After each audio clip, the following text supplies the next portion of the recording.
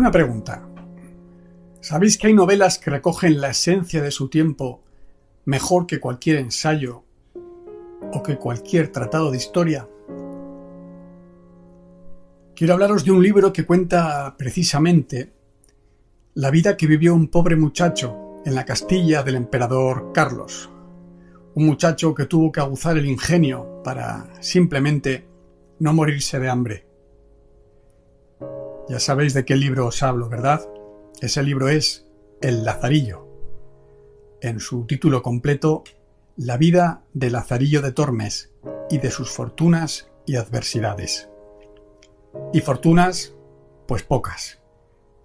Pero adversidades, lo que se dice adversidades, muchísimas, de todos los colores y sabores.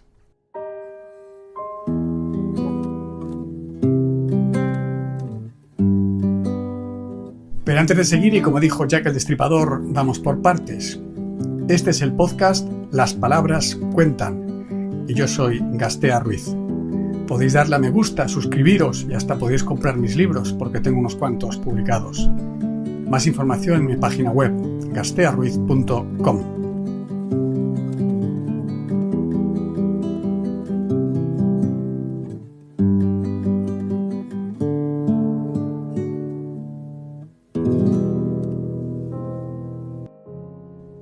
Este libro, El Lazarillo de Tormes, es una cima de nuestras letras.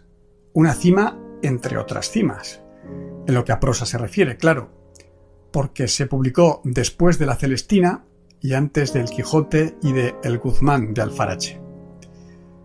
Además, os lo confieso, es uno de mis libros favoritos. Diría que junto a La Odisea, La Isla del Tesoro y Matar un ruiseñor, sería uno de los que me llevaría a una isla desierta, si me permitís la cursilería. De nuevo en este podcast lanzo un aviso a navegantes. Es muy posible que os destripe la historia de Lázaro de Tormes, pero quienes no hayáis leído esta obra de autor anónimo a estas alturas de tanta bajura como vivimos en el siglo XXI, pues tenéis delito y os lo merecéis.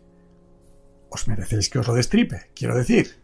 Venga, que no me quiero poner demasiado pedante, en serio, que hay que leer esta obra. Y si ya lo habéis hecho, volver a ella cada cierto tiempo. Es cortita, 48 folios en octavo, en su primera edición, algo así como un libro de bolsillo de la época. Decía que es cortita y que a la vez está llena de personajes y situaciones. Es maravillosa, con más mala leche y cachondeo del que podáis imaginar. Es inmortal, es gloria bendita, queridos míos. Lo supieron bien en su época. Pronto se tradujo al italiano, al francés, al inglés, al alemán, al flamenco y hasta al latín. Vamos, otro bestseller solo comparable a La Celestina, como ya os expliqué en el anterior capítulo de este podcast. Respecto a Lazarillo, al Lázaro de Tormes, nunca antes un personaje de tan baja condición había recibido tanta atención, ni alguien como él, ni los pormenores de su vulgar y esforzada existencia. Hasta esa época, la literatura estaba poblada de seres y situaciones fantásticas, no de cosas y personajes tan familiares, tan comunes y tan aparentemente verdaderos. Es este un libro de aprendizaje, de duro aprendizaje. Los distintos amos que va teniendo su protagonista le van enseñando cómo sobrevivir, porque en eso, y no en otra cosa, consistía la tarea de Lázaro, en sobrevivir. Se las tiene que ingeniar por activa, pasiva y perifrástica para salir adelante con unos piezas de cuidado. Sus amos, efectivamente, eran unos piezas de cuidado. Empezando por el ciego y siguiendo por el clérigo, el escudero, el fraile de la merced, el bulero, el pintor, el capellán y acabando por el alguacil. Lázaro sale de las faldas de su madre, ingenuo y tierno, y acaba... Teoría del todo a 100. ¿Cómo acaba? Os lo cuento un poco más adelante. Quien acumule veteranía en las escuchas de este podcast ya sabe que al hablar de libros, como es este caso, suelo lanzar una teoría que denomino del todo a 100, que garantiza mi expulsión del hipotético cielo de las letras. Como dirían en la época del Lazarillo, tanto más da. Mi teoría para este libro, mi teoría del todo a 100 para este libro, es que es un excelente remedio contra los patriotas y los imperialistas. En este caso, contra los reivindicadores extemporáneos de glorias pasadas. Fuimos imperio, sí, pero también fuimos hambre y miseria, que por otra parte, como cualquier otro imperio que se precie o que se desprecie. De nuevo, tanto más da. Porque esta obra se sitúa en época del gran emperador, de Carlos V de Alemania y I de España. Casi nada. Cuánta grandeza, cuánto territorio, cuánta honra y, lo dicho, cuánta hambre y cuánta miseria. Cuánta miseria como la de un clérigo al que sirve Lázaro, que le hace pasar tanta hambre que teme morir. Él tenía un arcaz viejo y cerrado con su llave, la cual traía atada con una agujeta del paletoque.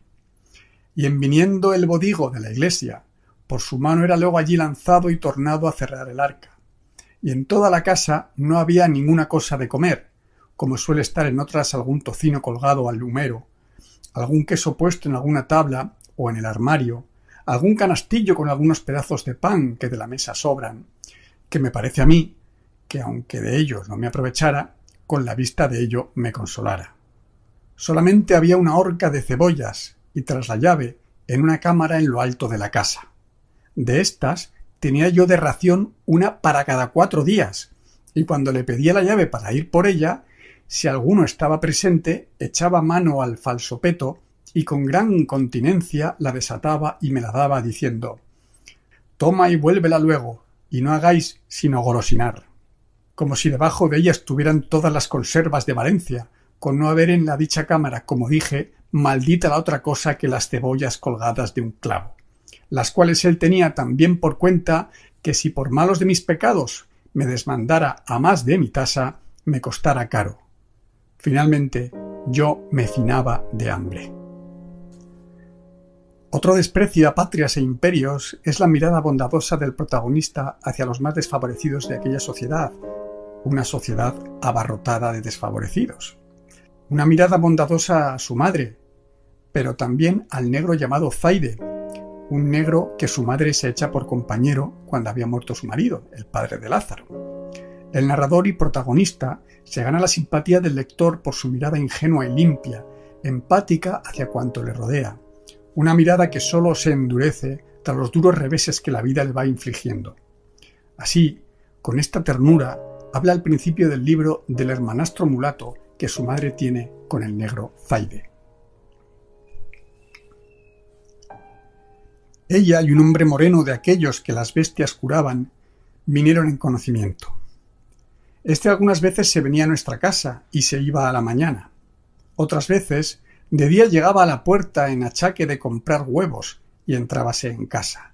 Yo, al principio de su entrada, pesábame con él y habíale miedo, viendo el color y mal gesto que tenía. Mas, de que vi que con su venida mejoraba el comer, fuile queriendo bien, porque siempre traía pan, pedazos de carne y en el invierno leños a que nos calentábamos. De manera que, continuando la posada y conversación, mi madre vino a darme un negrito muy bonito, el cual yo brincaba y ayudaba a calentar. Es un libro, El Lazarillo de Tormes, que ofrece tanta cura del patrioterismo que a quienes no quieren curarse les resulta de lectura incómoda. Y claro, tampoco quieren que lo lean otros. Incomoda lo que habla de aquel sistema, la imagen descarnada que ofrece de la nobleza y de la Iglesia. Fue incluido en 1559 por la Inquisición en el catálogo de libros prohibidos. Echad cuentas, hacía 5 años mal contados que se había publicado y ya estaba prohibido. Eso sí, se siguió editando y publicando en Italia, Portugal, Francia y Países Bajos. Se siguió editando y publicando en esos territorios, pero en nuestra lengua, y fueron esos ejemplares en castellano los que entraban clandestinamente en España, burlando así la orden de la Inquisición. En 1573 se autorizó una edición censurada, en la que se eliminaban capítulos enteros y pasajes de otros. No volvió este libro a publicarse íntegro en España hasta el siglo XIX. Fue totalmente comprensible que la Inquisición lo prohibiera. El Lazarillo de Tormes no dejaba títere con cabeza al repasar el papel de la Iglesia católica. Incluso de su cuarto amo, un fraile al que no dedica más que unas líneas, desliza una sospecha de la que no quiere hablar, que eso, entendedme, es peor que acusar. Hube de buscar el cuarto, y este fue un fraile de la Merced, que las mujercillas que digo me encaminaron, al cual ellas le llamaban pariente. Gran enemigo del coro y de comer en el convento, perdido por andar fuera, amiguísimo de negocios seglares y visitar, tanto que pienso que rompía a él más zapatos que todo el convento. Este me dio los primeros zapatos que rompí en mi vida, mas no me duraron 8 días, ni yo pude con su trote durar más, y por esto, y por otras cosillas que no digo, salí de él.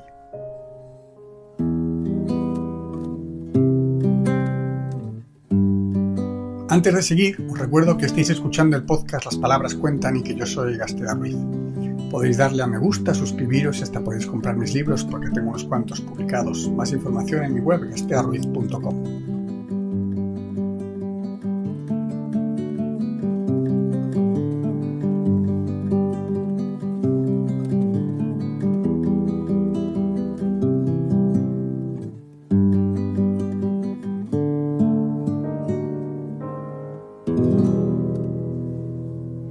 Curiosidades. Para empezar con algunas curiosidades de este libro, es muy posible que el título se pusiera al final, una vez escrito, y quizás se lo pusiera otra persona que no fuera el propio autor, porque el protagonista es Lázaro, no Lazarillo. De hecho, solo se le llama Lazarillo en una ocasión en todo el libro, y solo es Lazarillo de actividad mientras está con el ciego, que es el primero de sus amos, al que le encomienda su madre, por cierto, despidiéndose de él entre lágrimas. Así lo cuenta. Como estuvimos en Salamanca algunos días, pareciéndole a mi amo que no era la ganancia su contento, determinó irse de allí, y cuando nos subimos de partir, yo fui a ver a mi madre, y ambos llorando me dio su bendición y dijo: «Hijo, ya sé que no te veré más, procura ser bueno, y Dios te guíe. Criado te he, y con buen amo te he puesto, válete por ti». A su madre no la volvió a ver, por cierto. Otra curiosidad. Atentos porque esta es fundamental. En teoría, siempre muy en teoría, Lázaro cuenta su historia para negar que sea un cornudo consentido.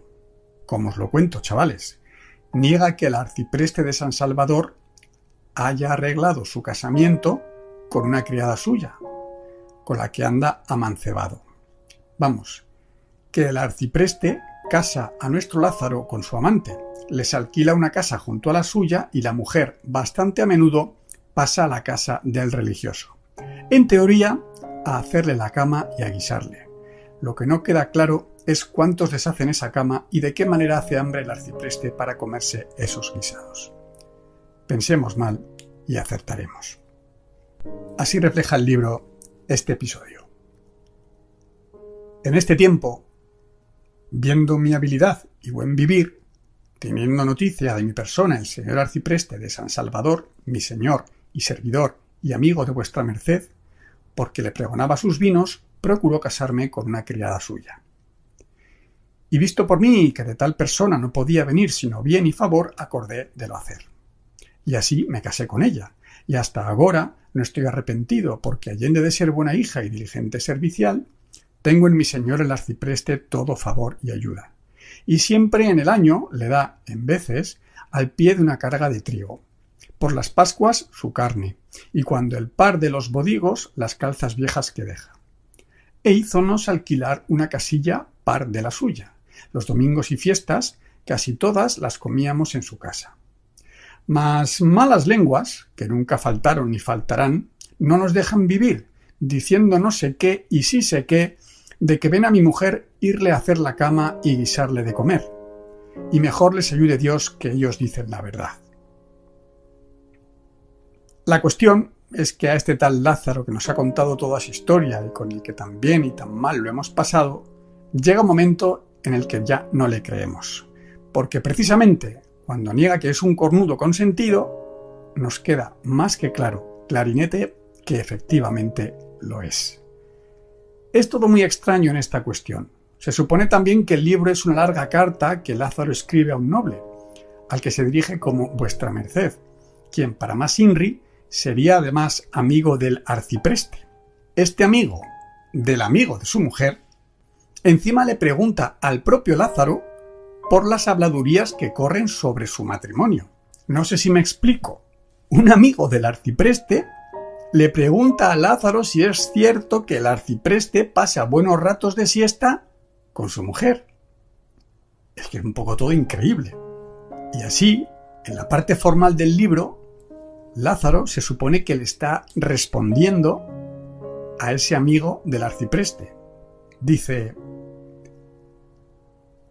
y pues vuestra merced escribe, se le escriba y relate el caso muy por extenso, parecióme no tomarle por el medio, sino del principio, porque se tenga entera noticia de mi persona, y también porque consideren los que heredaron nobles estados cuán poco se les debe, pues fortuna fue con ellos parcial, y cuánto más hicieron los que, siéndoles contraria, con fuerza y maña remando, salieron a buen puerto.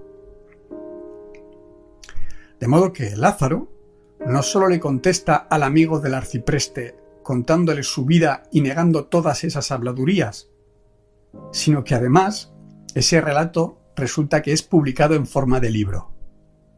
Lázaro no solo niega estas vergüenzas, sino también las de su madre, que tuvo líos, amores y hasta un hijo, como ya he comentado, con un esclavo negro. Es todo muy extraño, ¿verdad?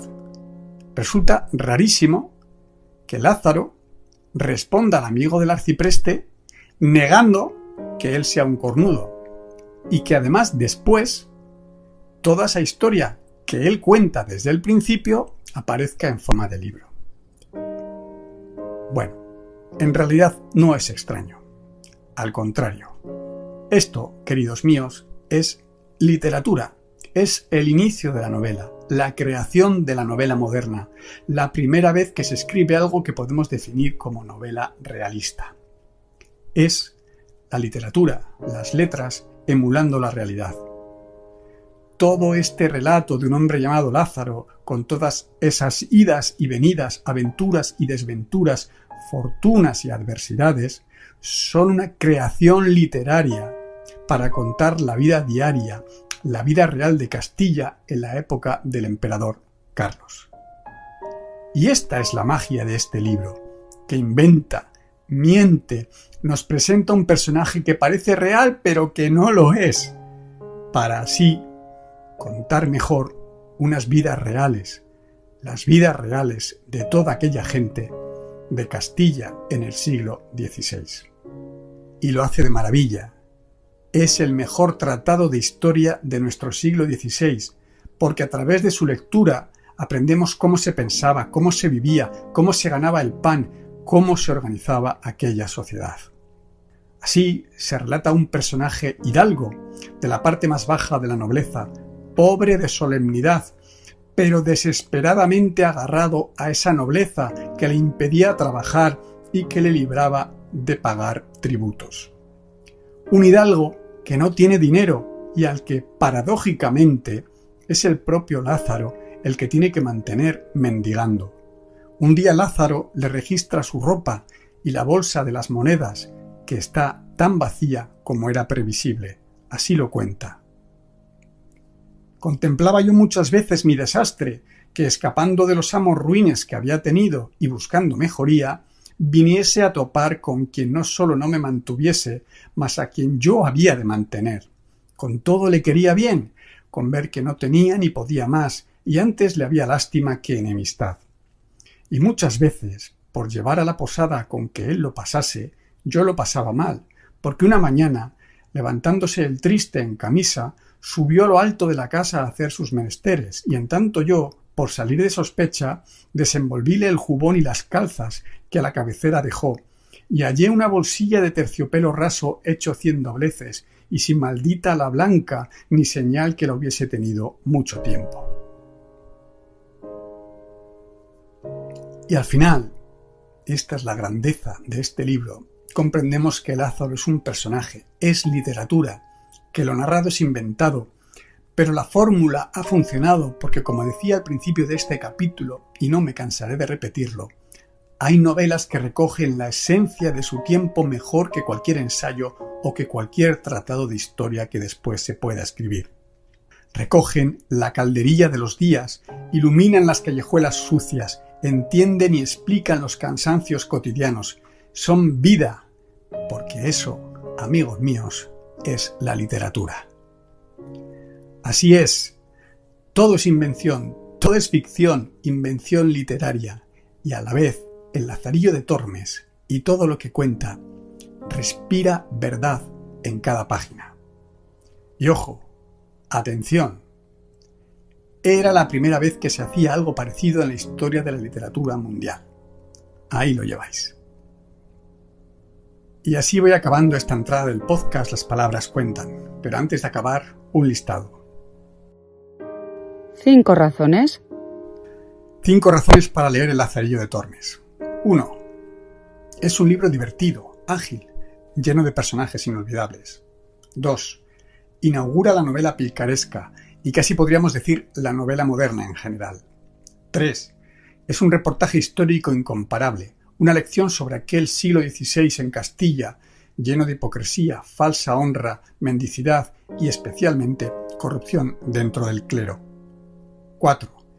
El protagonista evoluciona psicológicamente a través de sus experiencias. Empieza siendo un niño inocente y acaba siendo un adulto que asume que su mujer le es infiel. Y 5. Trata temas universales e intemporales: hambre, desigualdad, búsqueda de dignidad, supervivencia y engaño.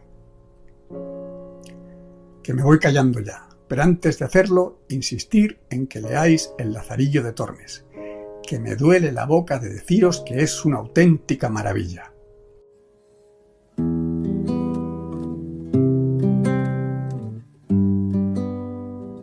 Hasta aquí este capítulo del podcast Las Palabras Cuentan. Ya os he dicho que soy Gastea Ruiz y me imagino que tenéis claro que me apasionan las palabras, las historias y los poemas. Podéis darle a me gusta, suscribiros y hasta podéis comprar mis libros porque tengo unos cuantos publicados. Más información en mi web, gastearuiz.com.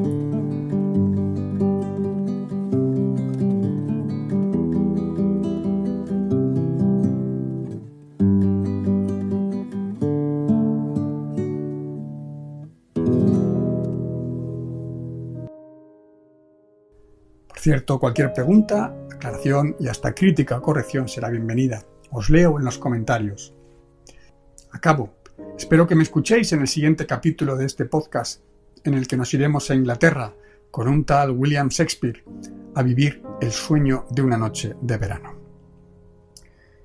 Ahora sí, me despido, diciéndoos por último que ya que el mundo está lleno de maldad, sed lo mejor que podáis.